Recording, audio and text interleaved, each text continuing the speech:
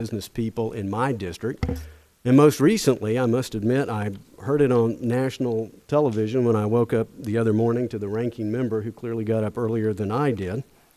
But the chief economist for the NFIB, the largest small business organization in the nation, apparently was being interviewed, and I will quote from that interview. It's not just expectations on the tax rates per se, but just the cost of carrying labor under the health care bill, the promise and heavy discussion on a VAT. The deficits scare us to death. We don't understand how we can keep doing this, so everyone you look at, everything that Congress seems to be thinking about is not helpful for small business, and they don't see it as helpful to the economies.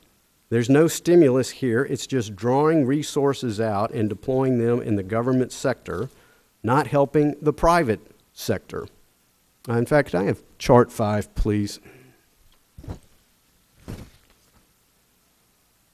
Which shows that since the Stimulus Act was passed, we have lost about 2.6 million private sector jobs. Certainly we've had a gain in government jobs. So I don't see all the benefit, Mr. Secretary, that I know you do. In the remaining seconds I have, I don't want to talk so much about what the government may be doing to create uncertainty, but maybe what the government is not doing. And privately, before we start, I had a chance to mention this to you.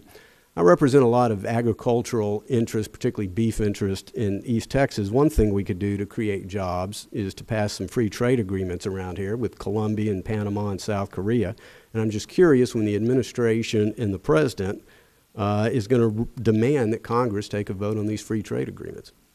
Representative, I appreciate that question. Let me